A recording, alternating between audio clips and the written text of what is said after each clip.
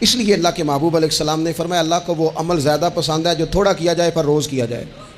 حضرت عمر بن عبدالعزیز رحمۃ اللہ علیہ سے لوگ کہتے تھے حضور آپ روز ایک نیا منصوبہ بناتے ہیں، روز ایک نیا پلان کرتے ہیں، تو آپ فرمانے لگے میرا ضمیر جو ہے نا یہ مجھے خوب تر پر ابھارتا ہے، مجھے کہتا ہے اب یہ بھی کر، اب یہ بھی کر، اب یہ بھی کر، اب یہ بھی کر، تو میں کرتا چلا جاتا ہوں۔ جب آپ کی لگن سچی ہو اور آپ خوب تر کی تلاش میں ہوں پھر آپ کچھ کر جاتے ہیں، اور اگر آپ نے تھکی تھکی باتیں کرنی ہیں، آپ میں کوئی اعتماد نہیں، کوئی کانفیڈنس نہیں، کمزور پہلو ہیں، اور ہر وقت کچھ سکیم کرنی بھی ہے تو وہ بھی کچی پکی کرنی ہے، اگر کچھ چلنا بھی ہے تو وہ بھی دوسروں کو کہنا پہلے آپ ہمیں سہارا دیں پھر ہم چلیں گے۔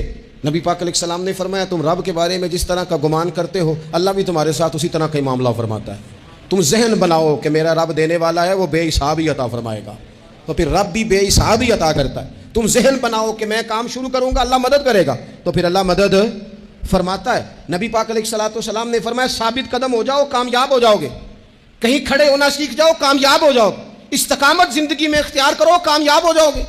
آگے بڑھنے کی لگن جدوجہد یہ انسان کو کامیاب کرتی ہے۔ اور ایک اور بات، جب کوئی آپ کا مذاق اڑائے نا پھر مزہ لینا شروع کریں، جب کوئی آپ پہ طنز کرے پھر اس کا لطف لینا شروع کریں۔ لوگ کئی دفعہ نا لوگوں کا مذاق بھی اڑاتے ہیں، لوگ بڑی بڑی پھبتیاں بھی کستے ہیں۔ صحابہ کرام علیہم رضوان جب مدینہ شریف میں حضرت مصعب ابن عمیر کی سربراہی تبلیغ کرتے تھے نا تو معاذ اللہ منافقین کافر مذاق اڑایا کرتے تھے کہ اب یہ لوگ ہمیں دین سکھائیں گے۔ حضرت بلال حبشی رضی اللہ تعالیٰ عنہ کو جب صحابہ کی صفوں میں دیکھا کرتے تھے کہتے تھے یہ والے لوگ ہیں اب۔ جب حضرت بلال کو دیکھتے حضور کے دائیں بائیں آگے پیچھے اکاؤنٹ تک کے معاملات حضرت بلال چلاتے تو وہ معاذ اللہ مذاق اڑاتے۔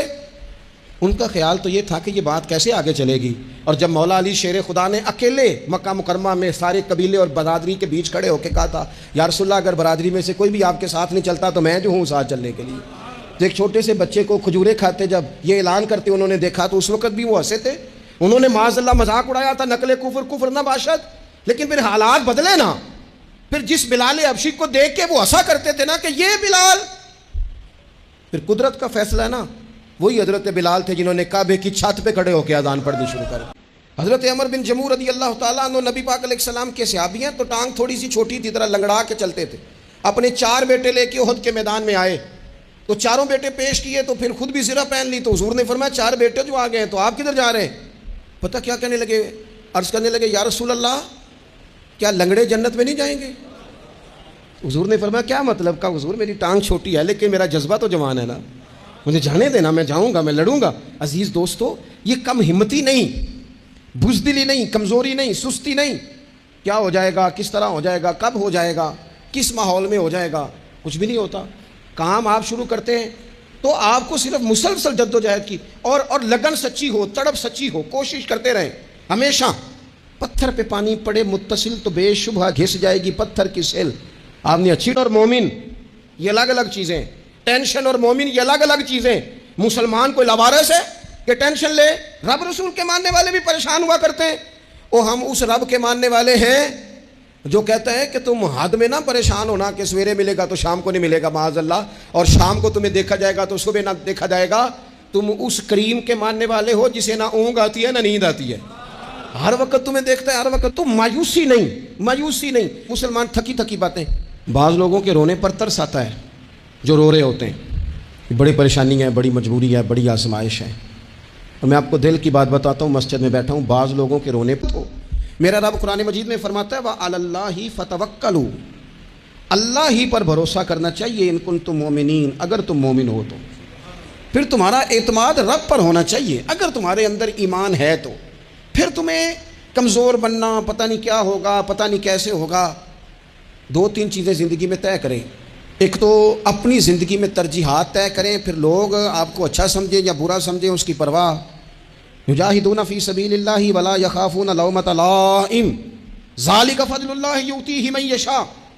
رب فرماتے ہیں کچھ لوگ اللہ کے راستے میں جہاد کرتے ہیں، پھر بعض لوگ ان کی ملامت بھی کرتے ہیں، انہیں برا بھی کہتے ہیں، لیکن وہ کسی ملامت کرنے والے کی پرواہ نہیں کرتے۔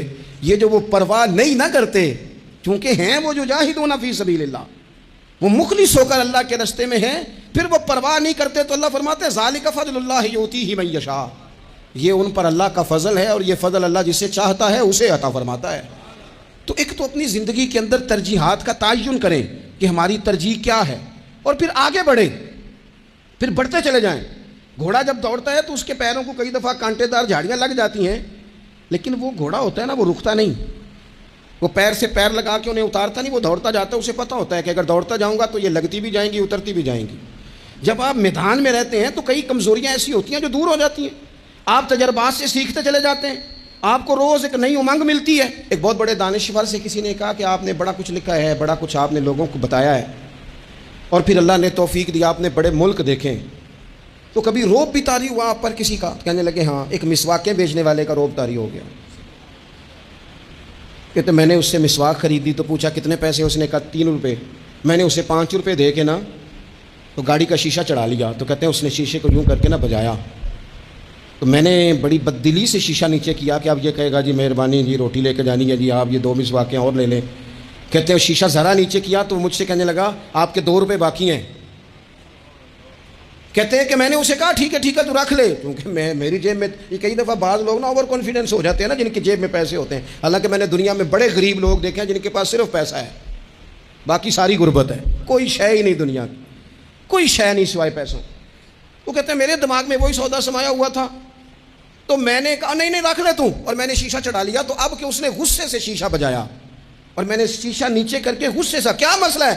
کہتے ہیں 2 روپے میری گود میں پھینک کے کہنے لگا میری عمر 52 سال ہو گئی ہے, مجھے اپنے بازو کی طاقت پر بھروسہ ہے, میں جب تک تندرست تھا تو مشقت کر کے کھاتا تھا, اب طبیعت میں تکلیف ہے تو مسواکیں بیچ کے کھاتا ہوں.